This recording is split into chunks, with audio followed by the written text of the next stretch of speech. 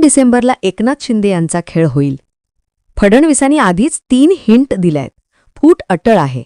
तारीख 19 नोव्हेंबर. शिंदे गटाच्या मंत्र्यांनी मंत्रिमंडळ बैठकीवर बहिष्कार टाकला. तारीख 28 नोव्हेंबर 2025. निलेश राणे यांनी भाजप कार्यकर्ते पैशाने मतदार खरेदी करत आहेत असा आरोप केला. स्टिंग ऑपरेशनमध्ये रोख रक्कम सापडली. थोडक्यात शिवसेनेचे आमदाराने भाजपची पोलखोल केली. तारीख 27 नोव्हेंबर 2025. भाजप आमदार तानाजी मुटकुळे यांनी शिंदे फुटीरसाठी आमदार संतोष बांगर यांनी 50 कोटी घेतल्याचा आरोप केला. तारीख 19 नोव्हेंबर 2025. शिंदे गट कार्यकर्त्यांनी बदलापूरमध्ये भाजपकडून पुन्हा पैशाचे वाटप केल्याचा, मतदारांना लाच देण्याचा प्रयत्न केल्याचा आरोप केला. यामध्ये रवींद्र चव्हाणांचे 2 तारखेपर्यंत मला युती टिकवायची हे विधान अहंकाराने, रावणाची लंका जळाली होती हे शिंदे यांचे भाजपना उद्देशून केलेले स्टेटमेंट आणि नंतर 2 नंबरवाल्यांना काहीही महत्त्व नसतं हे रवींद्र चव्हाणांचे शिंदे यांना उद्देशून वाक्य. ही कारणं पुरेशी आहेत शिंदे यांना राजकीय आत्महत्या केल्याची जाणीव करून द्यायला. मुद्द्यांत या विषयाला हात घालूयात. नाशिक, रत्नागिरी आणि सिंधुदुर्गसारख्या भागात भाजपने अजित पवार गटाशी युती करून शिंदे गटाला बाजूला सारले, तर शिंदे गटाने कुर्डुवाडी मतदारसंघात विरोधी पक्ष असणाऱ्या राष्ट्रवादीच्या शरद पवारांसोबत आघाडी केलीय. भाजपने शिंदे गटाचं रूपसिंग दलाल, जे साताऱ्याचे आहेत, आणि इतर माजी नगरसेवकांना आपल्या पक्षात घेतलं. प्रतिउत्तरमध्ये शिंदे गटाने भाजपच्या रोशेल फर्नांडिस यांना मुंबईसारख्या ठिकाणी आपल्या सोबत घेतली आहे. हे टिट फॉर टॅट हे खेळ स्थानिक निवडणुकांमध्ये तीव्र झाले. तसेच सिंधुदुर्गातील कणकवली येथे निलेश राणे यांनी भाजप कार्यकर्त्यांच्या घरात छापा टाकून रोख रक्कम साठवलेली दाखवली. मतदार खरेदी करण्यासाठी ही रोख रक्कम ठेवली असल्याचे त्यांनी म्हटले आणि व्हिडिओ सोशल मीडियावर शेअर केले आहेत. मात्र भाजपचे रवींद्र चव्हाण यांनी याला विरोधकांचा डाडघर म्हटले आणि स्पष्टीकरण टाळले. हे आरोप निवडणूक आयोगाकडे गेले आहेत, पण अद्याप कुठल्याही प्रकारची कारवाई झाली नाही.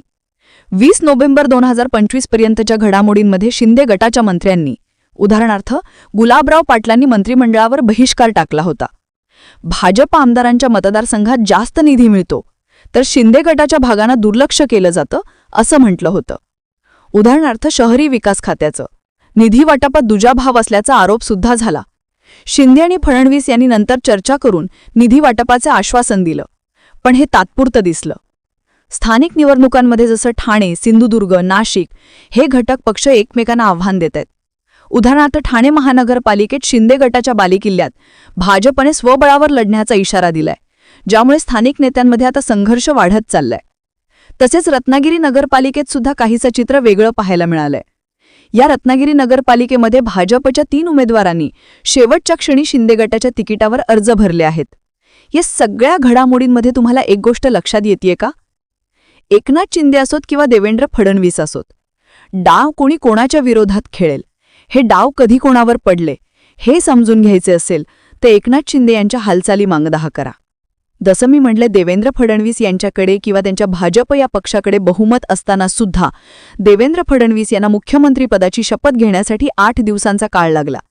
या 8 दिवसांमध्ये शिंदे सरकारमध्ये सामील होणारच नाही या गोष्टीवर ठाम राहिले होते. एकनाथ शिंदे यांच्या मंत्र्यांच्या वाटपाबाबत सुद्धा, मंत्रिपद वाटपाबाबत सुद्धा एकनाथ शिंदे यांना वेठीस धरले गेले.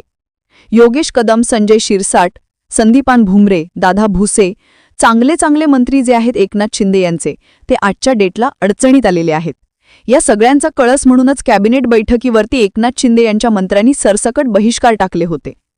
नगर परिषदेच्या निवडणुकांमध्ये मान्य करूयात चालूयात की महाविकास आघाडी कुठेच नाहीये, पण शिंदे, अजित पवार आणि फडणवीस यांच्यामध्ये इतके लागून आहे की या नगर परिषदेमध्ये हेच महायुतीतील पक्ष एकमेकांना संपवतील आणि सगळ्यात जास्त टार्गेटवर आहेत ते एकनाथ शिंदे. एकनाथ शिंदे यांची प्लस बाजू म्हणजे नगरविकास खातं त्यांच्याकडे आहे. एकनाथ शिंदे जिथे जातील तिथे फोन लावतात, MIDC देतो, हे देतो, ते देतो, हे सगळ्या गोष्टी सांगतात, इम्पॅक्ट पडतोय. पण या सगळ्या गोष्टींना डायरेक्ट कंट्रोल करण्यासाठी किंवा डायरेक्ट जे सध्या भाजप होत आहे त्याला सुद्धा पुन्हा काउंटर केलं जातंय. रवींद्र चव्हाण हे फक्त नावाला प्रदेशाध्यक्ष नाहीयेत. रवींद्र चव्हाण सध्या महाराष्ट्रातील भाजप एक हाती भांडवल करतायत आणि त्यातल्या त्यात एकनाथ शिंदे यांच्या विरोधामध्ये एक मोठी तयारी करतायत. मोठी यंत्रणा एकनाथ शिंदे यांच्या विरोधामध्ये ठाण्यामध्ये ॲक्टिव्ह केली गेलीये. गणेश नाईक त्याचा फक्त एक एक्झाम्पल आहे. त्या व्यतिरिक्त अनेक लोक जे आहेत ते पडद्यामागून पिक्चरमध्ये दिसतीलच. पण या सगळ्यांमध्ये रवींद्र चव्हाणांना विचारलं गेलंय की अनेक ठिकाणी फोलाफोडी होतीये. शिंदे यांचे नेते भाजपचा कुठे पैसा वाटला जातोय ते सगळं बाहेर काढतायत. हे जेव्हा आरोप प्रत्यारोप मोठ्या प्रमाणावर वाढले त्यावेळी रवींद्र चव्हाणांचं एक स्टेटमेंट लक्षात घ्या. मला 2 तारखेपर्यंत युती टिकवायची आहे. अर्थात 2 तारखेनंतर पुढे काय होणार हे राजकीय गणित समजून घेणं गरजेचं आहे, कारण एकनाथ शिंदेंसोबतचा एक गट फुटीच्या मार्गावर आहे. जसं मी म्हटलं, दादा भुसे, प्रताप सरनाईक, योगेश कदम, संजय शिरसाट, संदीपन भुमरे, भरत गोगावले यापेक्षा आणखीन अनेक लोकांवरती जे आहे त्यात चौकशा असतील, आरोप असतील किंवा घोटाळ्याशी संबंधित आरोप असतील सध्या सुरू आहेत. एकनाथ शिंदे यांना स्वतःच्या मर्जीवरती किंवा आपल्या जोरावर पक्षातून बाहेर पडायचं म्हटलं तरी ज्यांच्यावरती आरोप, चौकशा, घोटाळे सुरू आहेत हा गट शिंदे यांच्यासोबत बाहेर पडू शकत नाही. आणि म्हणूनच म्हणायला जागा उरते की जे उदय सामंत यांच्या रूपाने दुसरा गट शिंदे गटात ॲक्टिव्ह आहे तो गट 2 तारखेनंतर खरा पिक्चरमधला रोल प्ले करेल का? एकनाथ शिंदेंनी नगर परिषदेला जे अनुभवलंय त्या सगळ्याचे साईड इफेक्ट्स जे आहेत ते 2 तारखेनंतर दिसतील का? हे असे अनेक प्रश्न आहेत की जे झेडपी होऊन देतील, बाकीचे सगळं होऊन देतील आणि मग काय आहे ती भूमिका घेतील का? कारण अमित शहा असो किंवा स्वतः पंतप्रधान नरेंद्र मोदी असोत, एकनाथ शिंदेंनी भल्या पहाटे दिल्ली वाऱ्या केल्यात. एकनाथ शिंदेंनी आपली नाराजी उघडपणे बोलून दाखवलीय. एकनाथ शिंदे यांनी सांगितलं अहंकाराने लंका जळते. फडणवीस म्हणाले आपण काही लंकेत राहत नाही, ते लंकेची जळे. फडणवीस शिंदेंमध्ये जो वॉर सुरू आहे त्याचे कुठे ना कुठे प्रतिसाद जे आहेत, पडसाद आहेत ते दिसणार आहेत. त्यामुळे या सगळ्या घडामोडींकडे बघणं गरजेचं असणार आहे की ही फूट नेमकी कुठून कशी पडणार.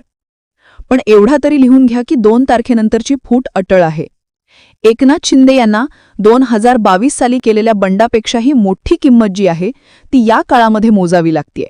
एकनाथ शिंदे जर आता तरले नाहीत तर ते कायमचे राजकारणातून संपतील. त्यामुळे करडर आणि इम्पॅक्ट हे सगळ्यात ज्या गोष्टी ज्या आहेत ते आता दिसणार. जय महाराष्ट्र.